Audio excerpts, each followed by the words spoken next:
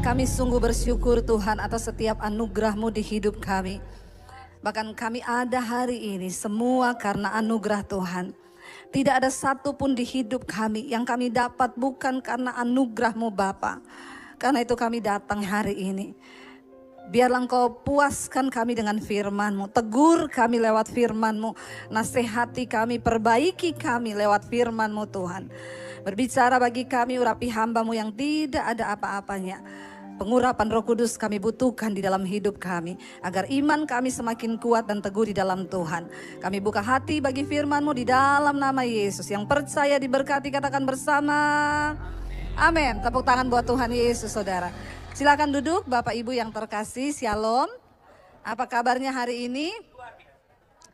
Luar biasa karena kita punya Tuhan yang luar biasa. Iya baik saudara, kita buka bersama langsung Injil Lukas pasal yang ke-15 ya. Injil Lukas 15 mulai ayat yang ke-11. Judulnya perumpamaan tentang anak yang hilang. Saya percaya cerita ini kita semua sudah hafal di luar kepala. Coba saya mau tanya, saudara tahu nggak cerita ini?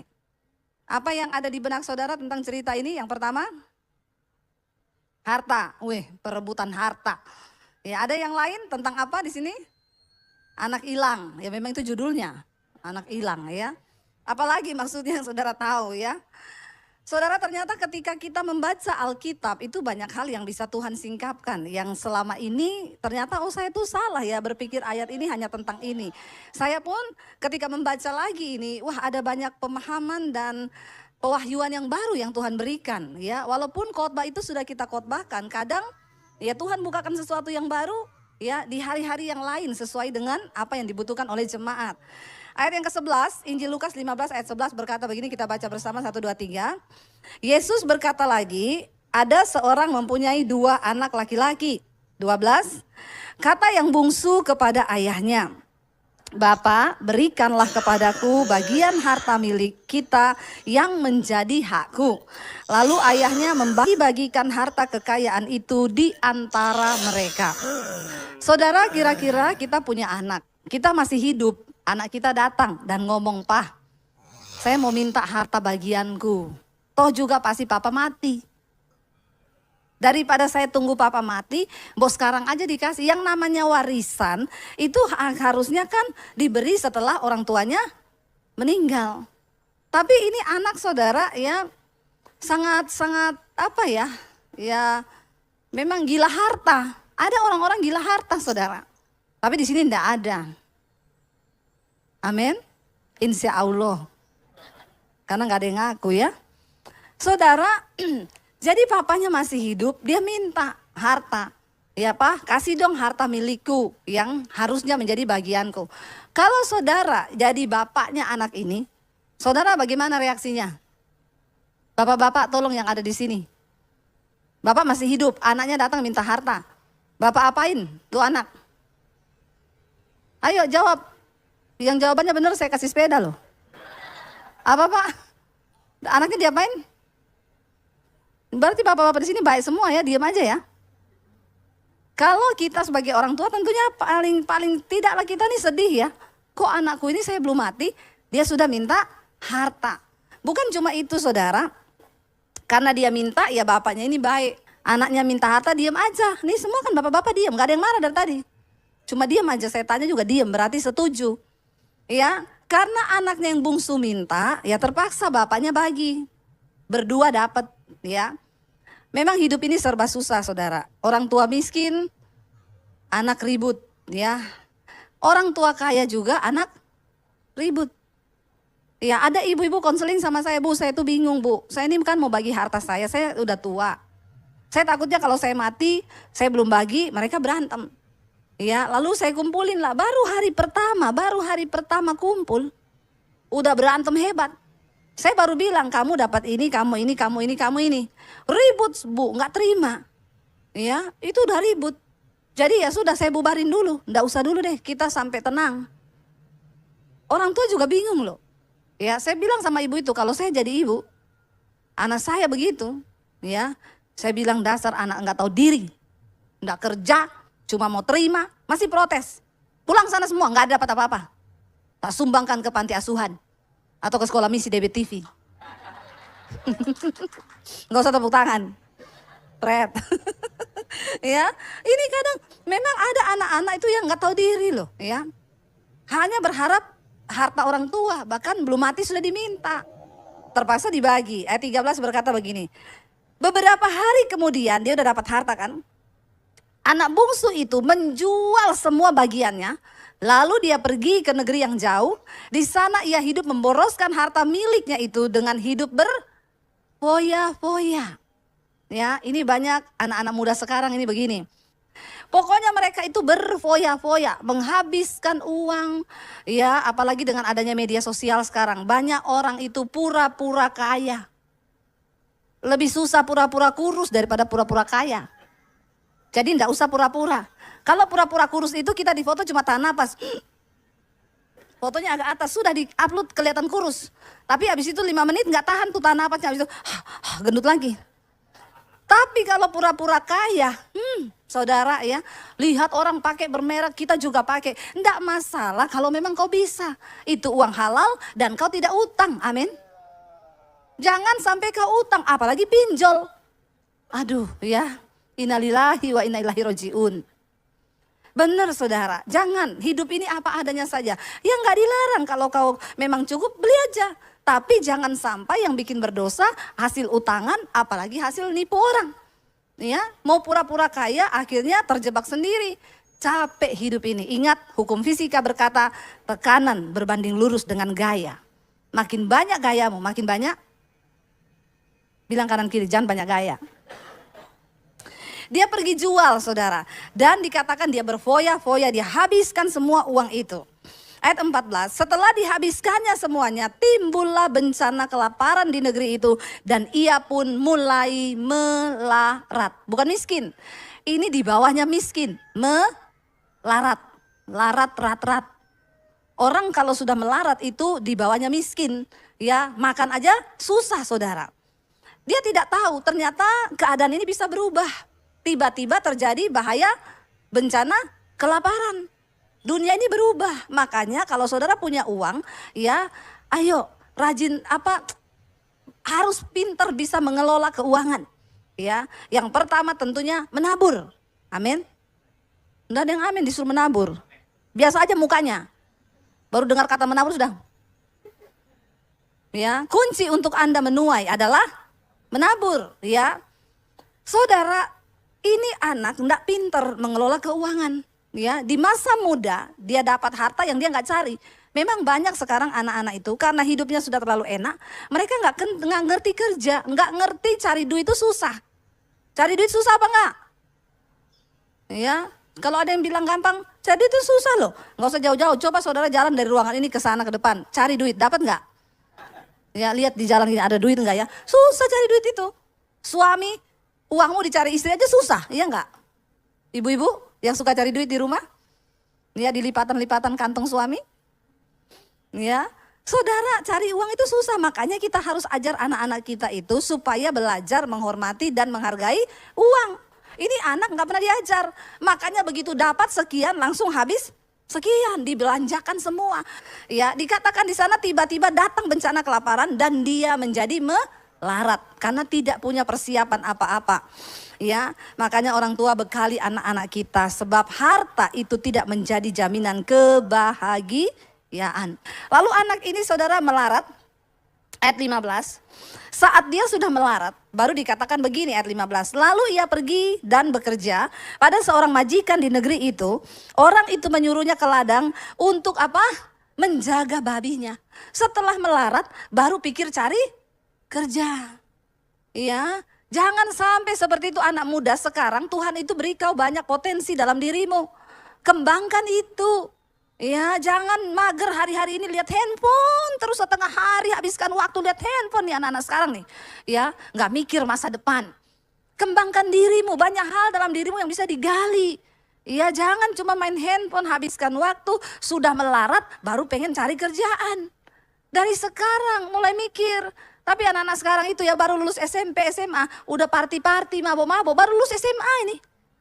Dia belum buka mata melihat kehidupan ini. Ya, kau juga jangan sibuk pacaran anak muda, masih SMP udah ganti-ganti pacar, SMA, ya. Makan tuh cinta.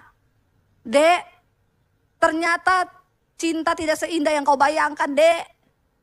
Kau pikir setelah nikah makan cinta kenyang? Anggaplah ini makmu yang lagi marah-marahin kau. Ya, karena makmu di rumah gak bisa marah-marahin kau. Saya yang marahin. Buka mata lebar-lebar. Pakai otak dan logika kita yang sudah diberi Tuhan. Berpikir untuk masa depanmu. Kita belajar dari anak ini. Dikasih harta, bukannya investasi kek, beli ruko kek. Atau apa kek, malah dihabiskan berfoya-foya. Akhirnya bekerja jadi penjaga babi. Karena gak punya kalian apa-apa. Bisanya cuma jaga babi. Masih untung diterima. Lalu dikatakan di sana apa saudara? Ayat 16. Ia ingin mengisi perutnya ya dengan ampas yang menjadi makanan babi itu.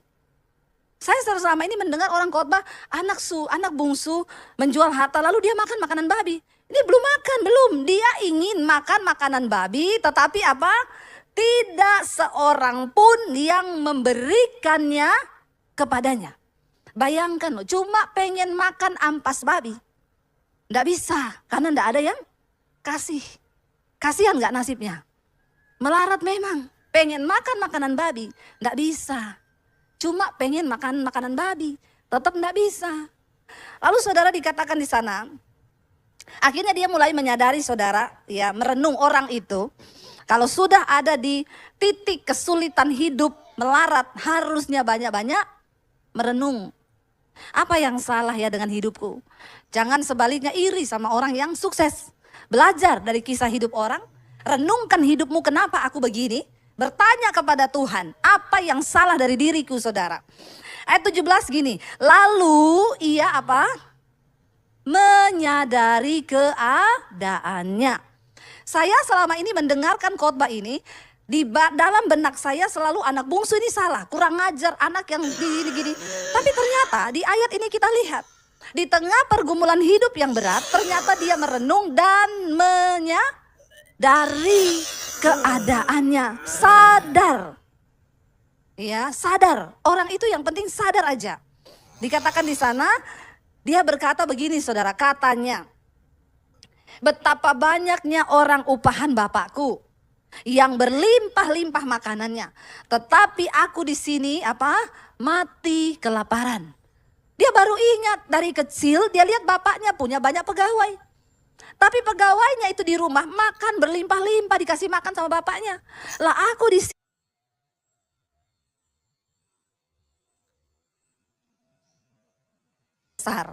Kita bisa salah mengambil keputusan. Tapi jangan pernah engkau terpuruk dalam keadaan itu.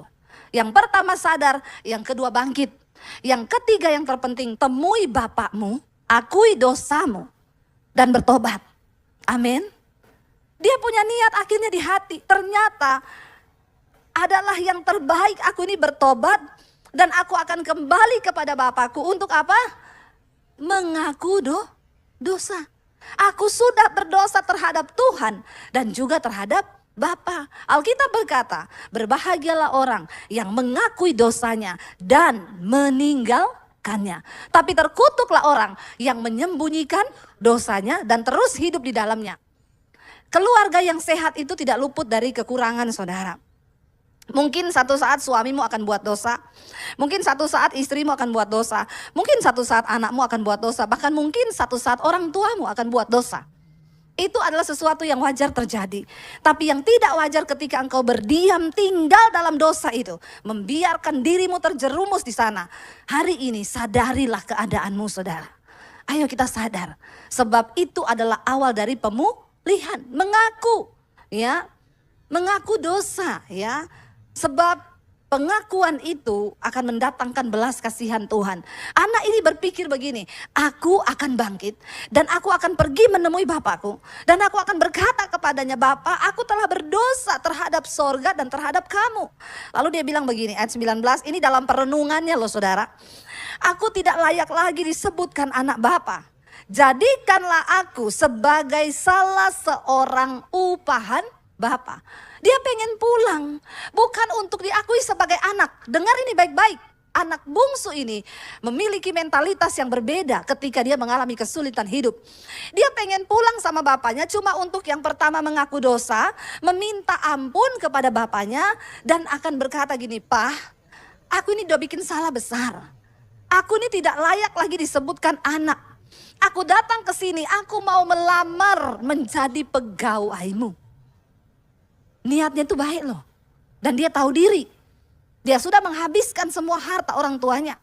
Tapi dia mau datang dengan niat dari hati yang tulus mengakui dosa, minta ampun. Dan jadikanlah aku sebagai pegawaimu. Karena dia tahu pegawai bapaknya bisa makan dengan puas. Sementara dia bisa mati lapar. Ayat 20 dikatakan, maka bangkitlah ia dan pergi kepada bapaknya. Saudara, kalau hari ini engkau terikat di dalam dosa atau apapun, jangan tunda untuk tinggalkan dosa itu. Anak yang hilang ini, dia berpikir dalam hati, aku akan pergi, aku akan bangkit. Tapi itu bukan cuma akan. Banyak orang Kristen hanya berkata, aku mau tinggalin dosaku, aku mau bertobat. Besok gitu lagi, aku mau tobat, nggak bertobat lagi, gitu lagi. Tapi anak yang hilang ini, dia bertindak. Dikatakan, maka bangkitlah ia dan pergi kepada bapaknya. Dan ayat ini luar biasa berkata begini saudara. Apa baca bersama 1, 2, 3. Ketika apa? Ia masih jauh, ayahnya telah melihatnya. Pertanyaan saya, kok bisa? Dia masih jauh loh. Kok bisa bapaknya melihat dia itu? Dia kan gak telepon dulu tuh, "Pak, aku mau pulang ya." Dia kan gak WA dulu tuh, "Pak, aku nanti mau balik ya. Tolong tungguin aku." Tapi kenapa ayat ini berkata, waktu anaknya itu masih jauh, bapaknya sudah melihat dia. Saudara tahu kenapa? Karena setiap hari kerjaan bapaknya itu hanya berdiri di depan rumah dan menunggu kapan anak itu pulang. Sebuah pengharapan di hati bapaknya. Bagi dia harta itu tidak berarti, tapi hidup anaknya itulah yang berarti. Setiap hari bapak itu melihat sampai kejauhan, menunggu kapan anak ini pulang. Percayalah saudara, apapun keadaanmu hari ini, Tuhan itu tunggu engkau datang secara pribadi, datang di kakinya untuk tersungkur. Karena Tuhan selalu menunggu kapan engkau balik, kapan engkau datang anakku, aku pengen peluk engkau dan beri kasih itu. Mungkin hari ini engkau lelah, mungkin hari ini engkau letih dan berkata, aku capek dengan hidup ini. Tuhan menunggumu datang saudara. Dengan kekuatan kita tidak akan pernah sanggup menghadapi hidup. Kita butuh Tuhan, kita butuh pelukannya. Kita perlu kasih Bapa itu di hidup kita. Dia tunggu engkau, dia setiap hari berdiri menanti anak itu datang. Karena itu Alkitab berkata, masih jauh, anak itu masih jauh. Tapi Bapa melihat, dia datang. Satu kerinduan Tuhan yang tidak dapat tergantikan dengan uang atau persembahan apapun. Yang terbaik yang bisa kita berikan kepada Tuhan adalah persembahan hidup. Yang kita bawa kepada dia dan berkata, ini aku Tuhan. Aku mau menyenangkan hati Bapa. Dia gak peduli berapa yang sudah dihabiskan oleh anak itu. Tapi dia menunggu dan menunggu. Kapan engkau datang kembali kepada dia. Jangan pergi terlalu jauh. Kembali kepada Tuhan. Dia tunggu engkau balik saudara. Ketika Bapak itu melihat dia masih jauh. Lalu tergeraklah hatinya oleh belas kasihan. Tuhan itu penuh dengan belas kasihan. Ayahnya itu dikatakan apa saudara? Dia berlari. Dia tidak tunggu anak itu datang. Dia berlari menyambut anak itu. Dia berlari saudara karena belas kasihannya. Dia berlari mendapatkan anak itu. Lalu dia merangkul dan menciumnya. Tidak peduli seberapa besar luka yang dilakukan oleh anak itu kepada bapaknya. Bapaknya merangkul dia saudara. Dia merangkul anak itu dan dia menciumnya. Lalu dia berkata kepada anak itu. Anak itu berkata kepadanya begini. Bapa, aku telah berdosa terhadap sorga dan terhadap engkau Bapa. Dan aku ini tidak layak lagi disebutkan anak Bapa. Tetapi ayah itu berkata kepada hamba-hambanya. Lekaslah bawa kemari jubah yang terbaik. Pakaikanlah itu kepadanya. Dan kenakanlah cincin pada jarinya dan sepatu pada kakinya. Kenapa saudara? Dan ambillah anak lembu tambun itu, sembelihlah dia dan marilah kita makan dan bersuka cita. Sebab anakku ini telah mati dan menjadi hidup kembali. Ia telah hilang dan didapat kembali. Maka mulailah mereka bersukaria. Dia diberikan jubah yang terbaik. Dipakaikan cincin yang termahal. Kenapa? Karena begitu bapak itu hatinya senang. Karena ada satu anak yang dia tunggu selama ini akhirnya pulang kembali. Gak peduli berapa banyak harta yang sudah dia habiskan. Karena bagi bapaknya memiliki segala-galanya. Dia beri harta itu, dia gak pernah kehilangan. Karena uang terus datang lewat usahanya. Tapi dia lebih peduli akan kehidupanmu saudara. Tuhan itu tertarik dan dia tunggu hidupmu yang engkau persembahkan bagi dia. Lalu dia sembelih anak lembu tambun, mereka bersukaria. Karena bapaknya bilang, dia harusnya mati, tapi dia kembali. Itulah kasih Tuhan kepada kita. Saudara, apakah hari ini anakmu berbuat dosa dan engkau tidak bisa mengampuni? Apakah hari ini bapakmu berbuat dosa dan engkau gak bisa mengampuni? Apakah suamimu hari ini berbuat dosa dan engkau tidak bisa mengampuni? Mari kita belajar dari Tuhan. Ini adalah sebuah perumpamaan yang Yesus berikan saudara. Untuk orang-orang yang mau kembali sekalipun engkau terhilang. Sebesar apapun dosamu, ingat pertobatan. Itu yang menyenangkan hati Tuhan. Akhirnya saudara, mereka bersukaria berpesta. Karena anak yang hilang ini kembali kepada Bapa. Anak yang tadinya mati ini kembali kepada Bapa. Tetapi dikatakan di sana ayat 25. Anaknya yang sulung ya pulang saudara. Yang berada di ladang dan ketika ia pulang dan dekat ke rumah. Ia mendengar bunyi seruling dan nyanyian tari-tarian. Anak yang sulung pulang. Ada pesta apa ya di rumah bapak? Lalu dia bersegera datang. Dia memanggil salah seorang hamba dan bertanya kepadanya, apa arti semua ini? Lalu hamba itu menjawab, adikmu telah kembali dan ayahmu telah menyembelih anak lembu tambun karena ia mendapatkannya kembali dengan sehat. Maka saudara, apa yang dikatakan ayat 28? Marahlah anak sulung itu dan ia tidak mau masuk. Bayangkan, yang satu pulang, yang satu ini mau pergi, tidak mau masuk. Dia cuma di luar, nggak mau masuk rumah. Lalu dikatakan di sana apa? Lalu anaknya itu tidak mau masuk, tetapi ayahnya apa? Keluar. Jadi bapaknya yang keluar mendapati dia, karena dia ngambek. Dia nggak mau masuk rumah. Bapaknya keluar mendapati dia saudara. Dan bapaknya berbicara dengan dia. Tetapi ia menjawab kepada ayahnya. Ya, dia bilang kepada ayahnya begini. Telah bertahun-tahun aku melayani bapak. Dan belum pernah bapak itu aku melanggar perintah bapak. Tetapi kepadaku belum pernah bapak berikan seekor anak kambing untuk bersuka cita dengan sahabat-sahabatku. Tetapi baru saja datang anak bapak yang telah memboroskan harta kekayaan bapak bersama dengan pelacur-pelacur. Maka bapak menyembelih anak lembu tambun itu untuk dia. Apa yang salah dengan anak sulung ini saudara? Ya, dia tidak bijaksana dan dia lupa saudara. Ya, bahwa selama ini dia bersama-sama dengan bapaknya. Harusnya dia masuk ke rumah, lalu tanya kepada adiknya, kenapa kamu pulang? Apa yang terjadi? Maka dia akan mendengarkan kesaksian adiknya dan mungkin hatinya akan tergerak oleh belas kasihan. Tapi dia menghakimi. Ya, dia bilang gak adil, anak sulung ini gambaran orang yang tidak pernah merasa puas. Ya, sama-sama berarti sebenarnya sama-sama culas saudara. Tapi yang di sini dikatakan anak bungsu itu bertobat, membayar harga yang mahal karena dia pergi dari rumah bapaknya. Tapi si sulung ini juga anak yang hilang, tapi terhilang di rumah bapak. Ini gambaran orang-orang Kristen sekarang. Mungkin kita ke gereja tiap minggu, mungkin kita melayani Tuhan, berdiri di mezbah di altar ini. Tapi kalau kita nggak ngerti hati Bapa, kita nggak tahu hati Tuhan, kita terhilang di rumah Bapa sendiri. Dan anak yang bungsu ini mengalami belas kasihan Tuhan saudara. Maka ayahnya berkata begini ayat 31, kata ayahnya kepadanya. Dia malah membuat hati ayahnya sedih.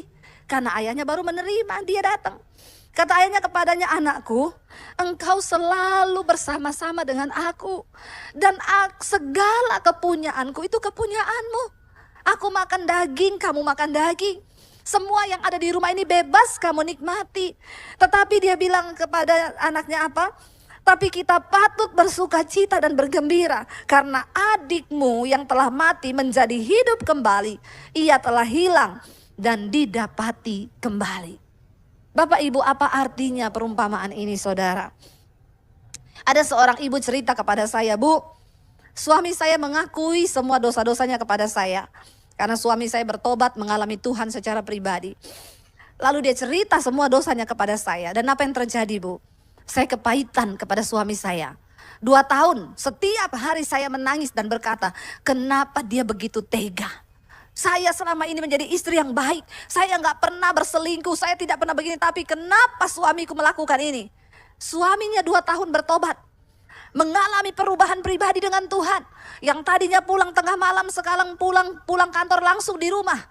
Dia setiap hari nonton khotbah di YouTube. Tapi istrinya yang selama ini merasa baik, tidak pernah melanggar, dalam 2 tahun dia kepahitan dan tidak bisa mengampuni suaminya. Sampai dia dapatkan ayat ini saudara. Dan dia berkata kepada saya, Bu Debbie, aku ini anak sulung yang terhilang di rumah Bapak. Aku di rumah Bapak. Aku merasa selama ini aku hidup benar.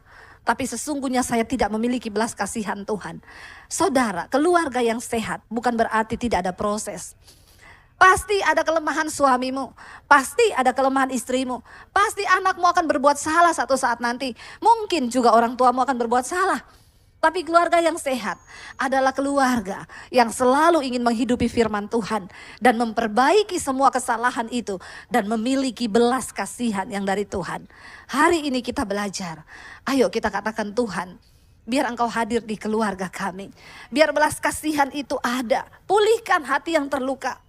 Pulihkan setiap mereka yang hari-hari ini merasa tidak dipedulikan. Biar Tuhan pulihkan. Datang saudara. Karena Bapa menunggu dari jauh. Engkau datang secara pribadi. Makanya saya selalu bilang, tidak usah titip doa sama pendeta. Tuhan tunggu engkau datang. Saya undang para imam musik maju ke depan. Saudara, biar hari ini kita semua sama-sama mau introspeksi diri.